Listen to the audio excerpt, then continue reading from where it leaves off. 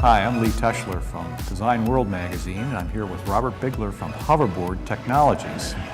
And Robert has developed a hoverboard.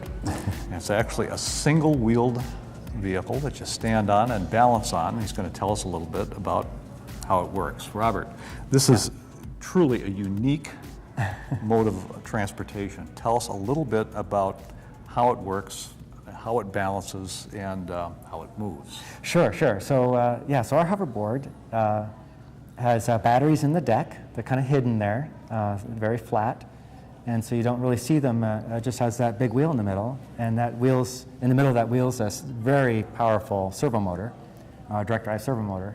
The hoverboard's programmed to basically translate just minute tilting of the board into acceleration in that direction, or deceleration if you're tilting back as you're moving.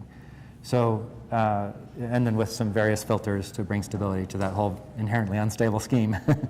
So the idea is that you'd be on a hoverboard and you would just kind of lean in the direction you want to accelerate, and that whole principle then eventually falls back into your subconscious, and you feel really, when you get to be used to the hoverboard, just like you're willing yourself in different directions and it's responding. It's interesting. It's a DC servo motor that drives this. Is there anything special about that servo motor technology that lets you put it in such a small, compact package that's that energy efficient?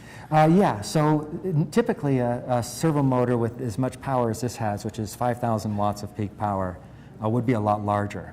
What I did is I invested in some large ring bearings that allow me to have the side of the stator stationary and exposed to a large spiral heat sink there. So pushing the axle out to the ring bearings allowed me to have that hole in the middle that lets you grab the hoverboard, but also allowed me to basically epoxy that stator right to a heat sink and get the heat straight out of it, which allowed me to narrow the package and have really several times more power in what is actually a smaller space than competitors. I noticed it has a lithium battery technology, but it's not really the same lithium chemistries that are giving other hoverboards a bad name. Yeah. Tell us a little bit about that. Yeah, so we use the slightly more expensive, stable LiPo chemistry. We also wrap it with very contemporary monitoring and balancing electronics. So even though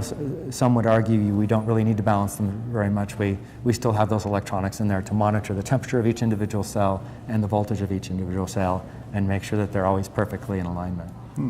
Well, even with all that technology, I guess it takes a while to kind of get the hang of how to ride one of these. Yeah. You were tooling around here earlier quite nicely. How long would you say it takes to learn to use one of these? It takes a couple hours a day for a week. No one's ever taken longer than that, even people with no skateboarding experience or surfing experience. And when can people start to get their hands on production versions of these? That would be July. So we're Great. appointed right now. It looks like we'll have the production versions in July. And we have a new round of prototypes coming out right now. And a lucky few of the people that have pre-ordered are going to get some of these prototypes, which we're excited about.